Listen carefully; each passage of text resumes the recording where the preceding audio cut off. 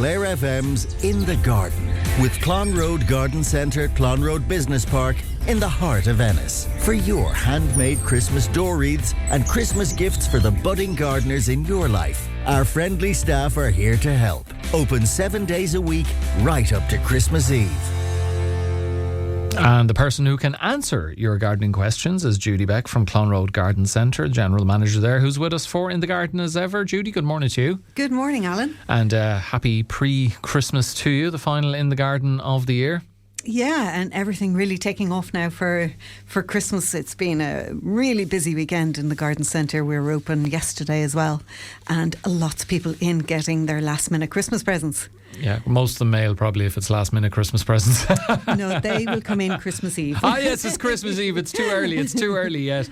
It's no surprise you're busy, and I would imagine either people are buying specific things in the garden centre, but I would imagine gift vouchers are quite popular too. Yeah, so that is what a lot of people are coming in for, is gift vouchers. You know, they have so much going for them because you can get them for any amount, so it suits all budgets. And a lot of people like to give them out so they can be used, you know, any time during the year.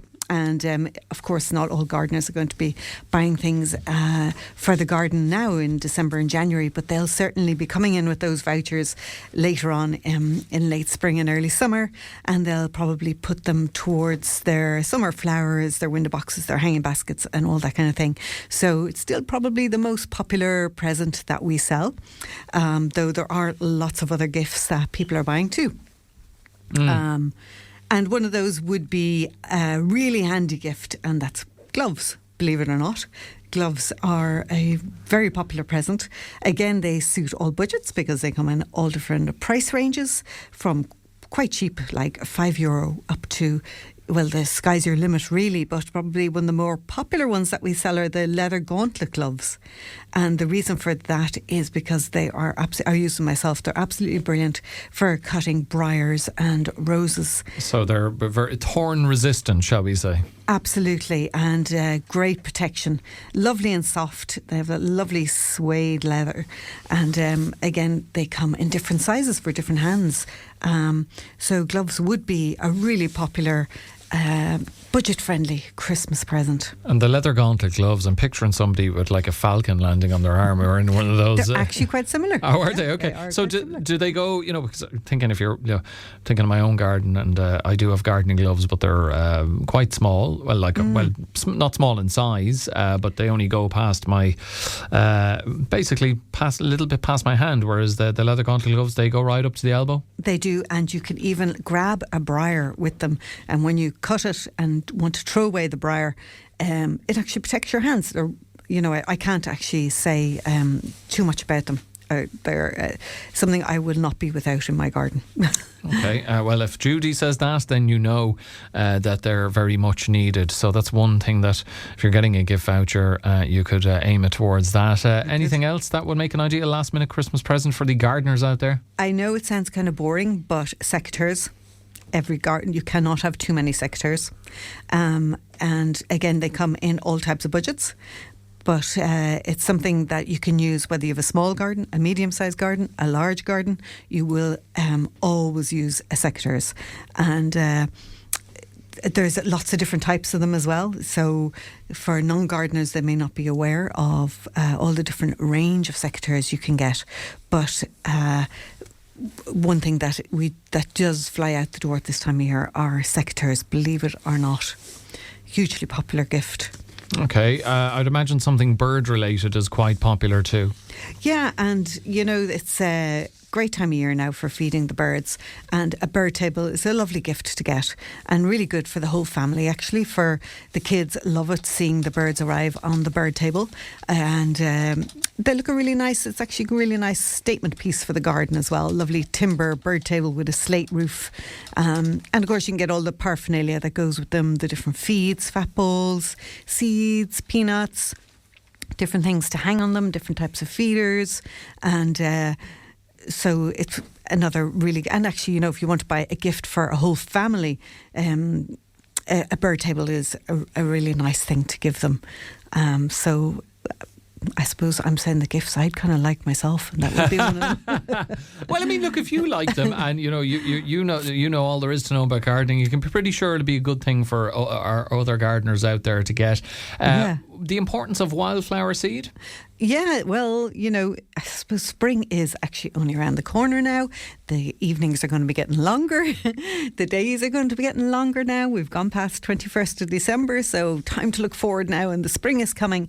And wildflower seed, a great way to hurled in the spring. That'll be, we have to look forward to now in January that the spring will only be around the corner. So wildflower seed, nice thing to give. Again, suitable for any garden. You can get wildflower seed for pots. You can get for shady gardens, sunny gardens. You can get dwarf wildflower seed, which means the flowers won't grow very tall.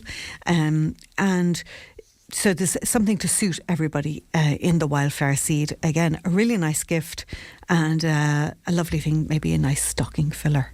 Okay, and any other last minute Christmas presents that you would point people in the direction of? Well, you can never go wrong with a tree. And a native Irish tree is something that somebody will have forever. So once the chocolates are eaten and the wine is drunk, if you give someone a tree, it's something they'll always remember you by. And some of the native Irish trees that you could consider giving, one would be an oak tree, maybe a rowan tree.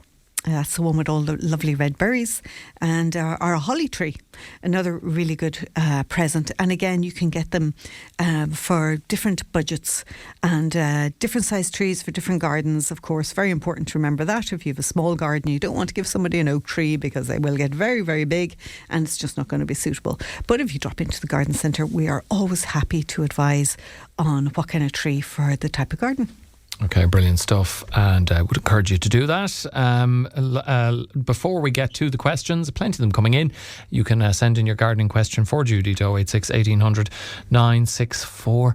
Have you any jobs for the coming week? I'm sure there'll be busy Christmas Day, Stephen's Day, but maybe they'll welcome the opportunity to get out in the garden in that kind of that weird week, the Bermuda Triangle week in between Christmas and New Year's. Absolutely, but you know what? The forecast is quite good, I think, and it's going to be fairly dry for the next week. So really good to get out and get some fresh air.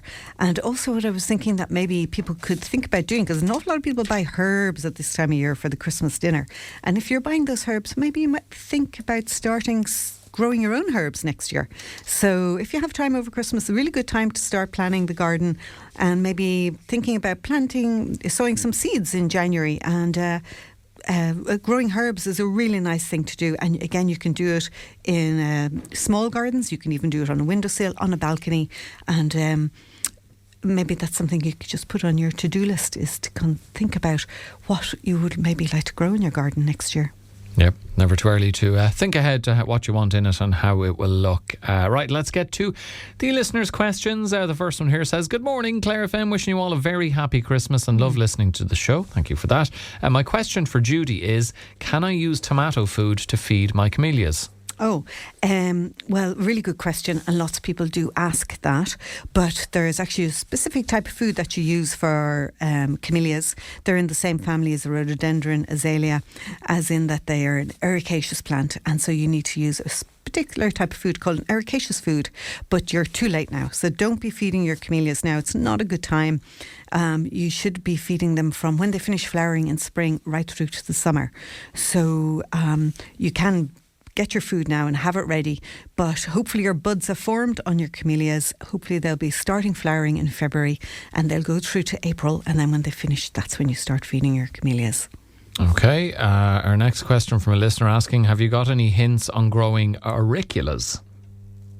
Auriculas? Or auriculas, AURICULAS.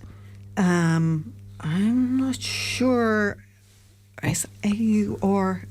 I'm trying to... Unless they've misspelled a flower or some sort of plant. We might come back to that one. I'll give you another one while we try and figure out what exactly that is.